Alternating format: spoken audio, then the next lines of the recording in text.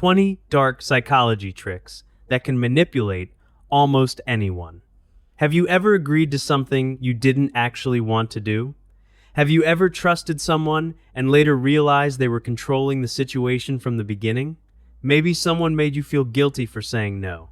Maybe they gave you an incredible amount of attention, only to suddenly become cold. Maybe they kept denying something you clearly remembered until you started questioning your own memory. And sometimes, the most dangerous manipulation doesn't look like manipulation at all. It looks like kindness. It looks like confidence. It looks like love. It looks like concern. That's what makes psychological manipulation so powerful. In today's video, we're going to explore 20 psychological influence and manipulation techniques that can affect almost anyone.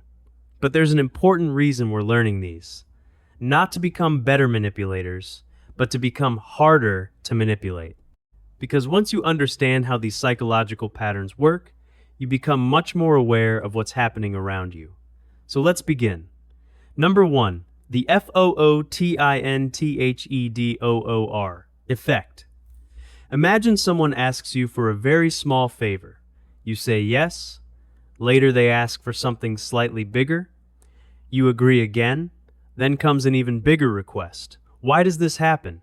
Because once we've committed ourselves to something, our brain naturally wants to remain consistent with that decision. The first request may have been almost meaningless, but psychologically, it opened the door.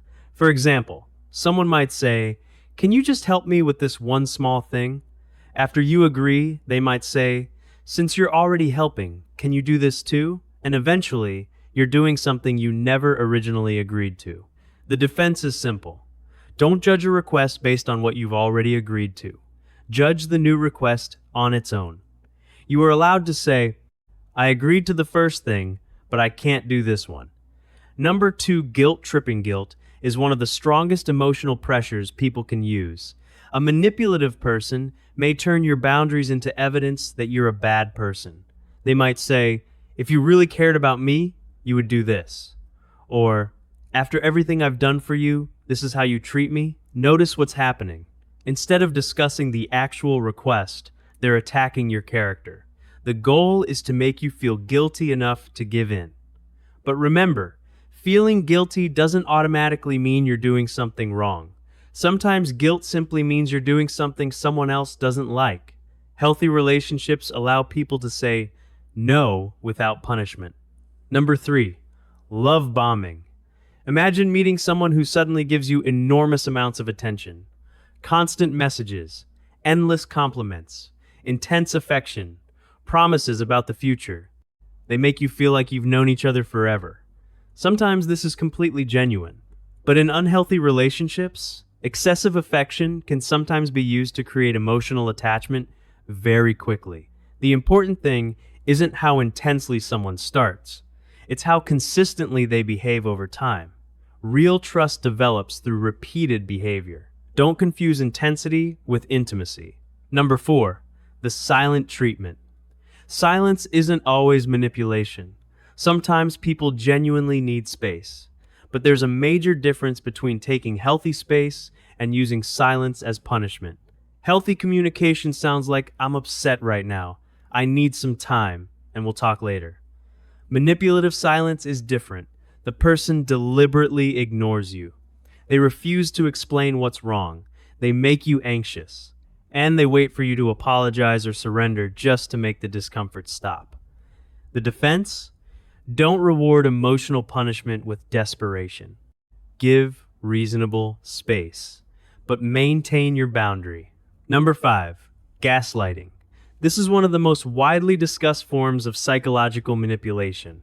Gaslighting involves repeatedly causing someone to doubt their own memory, perception, or understanding of events. Imagine you clearly remember someone saying something. You mention it, they respond, "That never happened." You show evidence. They change the explanation. You bring up another example. They tell you that you're too sensitive. Over time, you may stop trusting your own judgment. That's the danger. The best defense isn't arguing about every single detail. Look at the overall pattern. Keep important records when necessary. Talk to trustworthy people. And don't automatically assume that someone's confidence makes their version of events correct. Number 6, mirroring people. Naturally feel comfortable around people who seem similar to them. They have similar interests, similar expressions, similar ways of speaking, similar values. This is why mirroring can create a feeling of connection. But someone can also deliberately exaggerate similarities to create artificial familiarity. They suddenly love everything you love.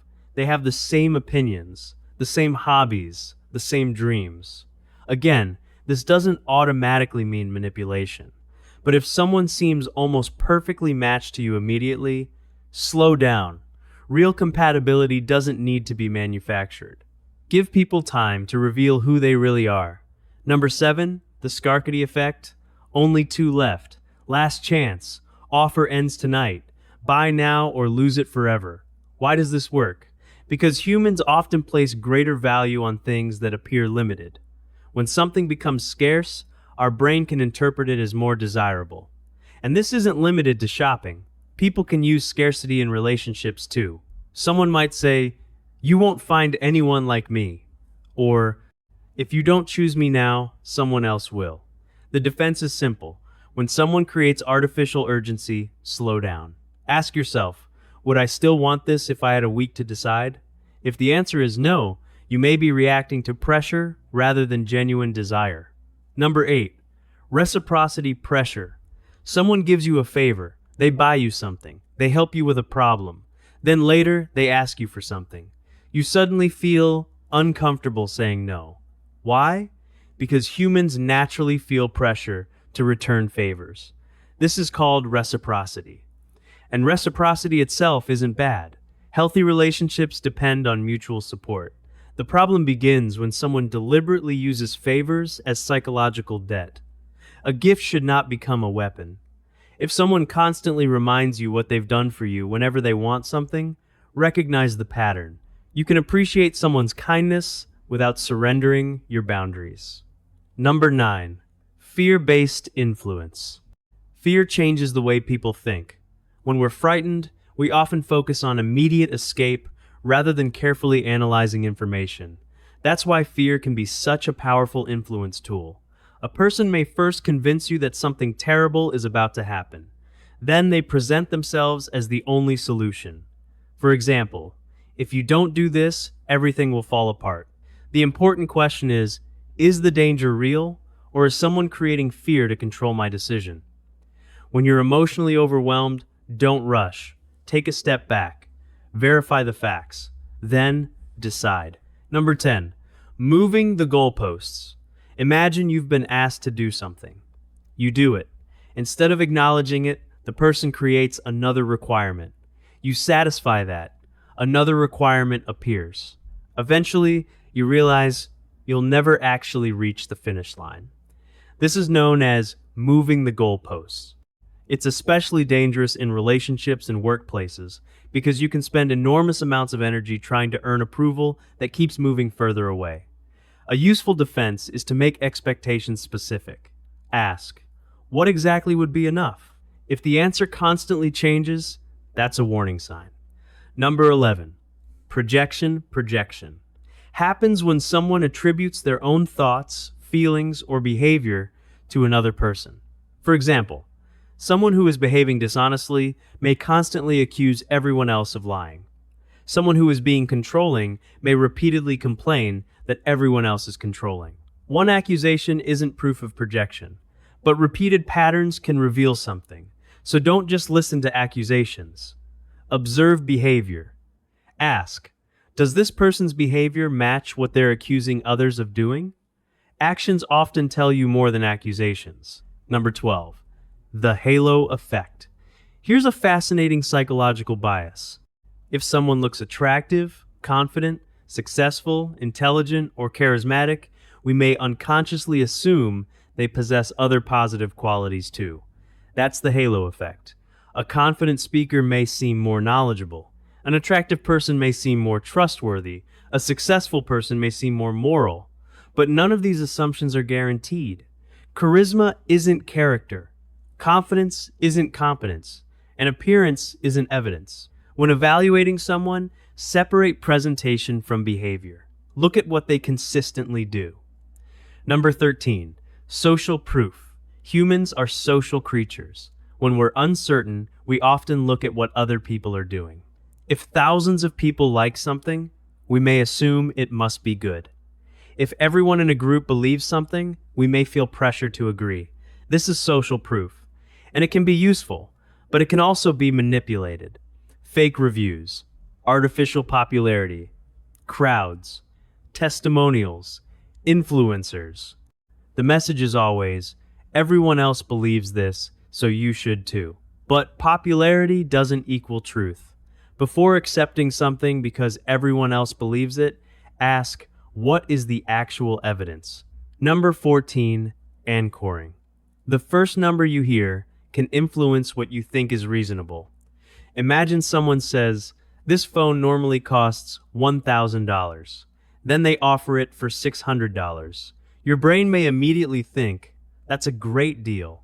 But what if the phone is actually worth $400? The original $1,000 became your psychological anchor.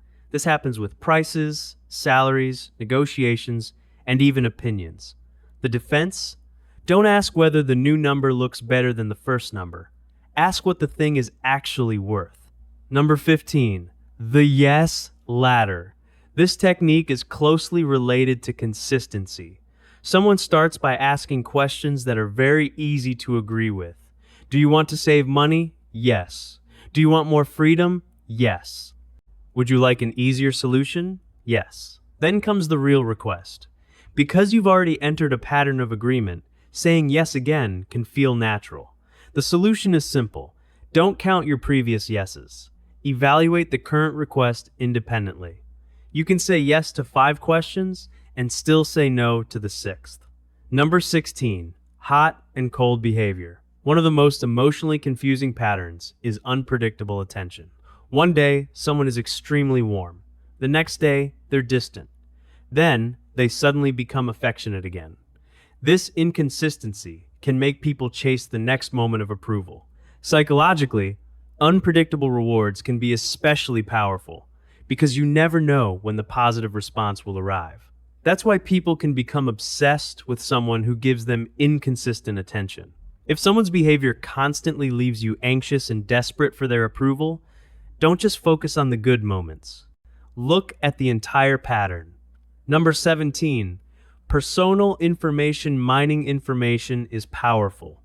Your fears, your insecurities, your relationship problems, your weaknesses, your ambitions, your secrets. A trustworthy person may learn these things naturally over time.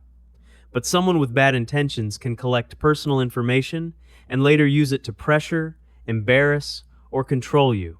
That's why trust should be earned gradually.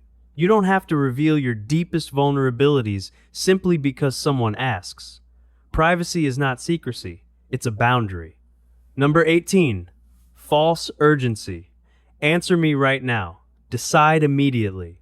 You don't have time to think. These statements are designed to reduce your opportunity to evaluate the situation. And that's why urgency can be dangerous.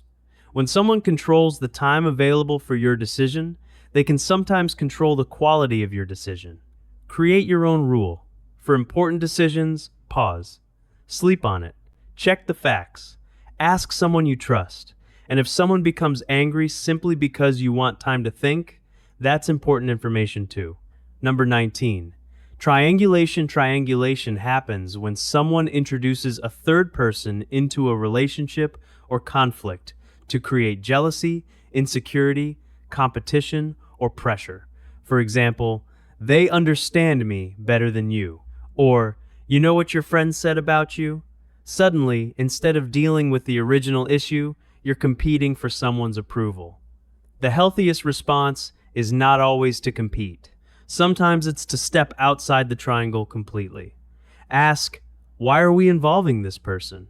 And why am I being asked to compete for basic respect? Number 20, the confidence trap.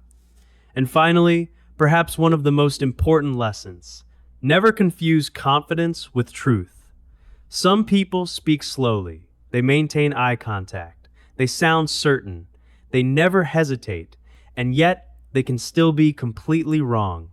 Confidence is a communication style. Evidence is something else. A manipulative person may sound extremely convincing because certainty makes people uncomfortable with questioning them. But you don't have to match someone's confidence. You only need to evaluate their claims. Ask for evidence. Look for consistency. Compare their words with their actions. And watch what happens when you disagree with them. Because sometimes the biggest clue about someone's character isn't how they treat people who agree with them. It's how they treat people who say no. Final message. So what did we learn? Manipulation doesn't always look evil. Sometimes it looks like affection, sometimes it looks like generosity, sometimes it sounds like confidence. Sometimes it feels like guilt. And sometimes it looks like someone simply trying to help. That's why understanding psychology matters. Not because you should use these techniques against other people, but because you should recognize them when they're being used against you. The strongest defense against manipulation isn't becoming more manipulative. It's becoming more aware. Pause before you react. Question: artificial urgency. Separate emotions from facts. Watch patterns instead of isolated moments. And never forget that you're allowed to say no. You're allowed to say, I need time to think. And you're allowed to change your mind when you realize something isn't right. Because the moment you stop reacting automatically, you become much harder to control. If you found this video useful, subscribe to the channel for more psychology, human behavior, and dark psychology content. And remember, understanding manipulation isn't about becoming a manipulator. It's about becoming harder to manipulate.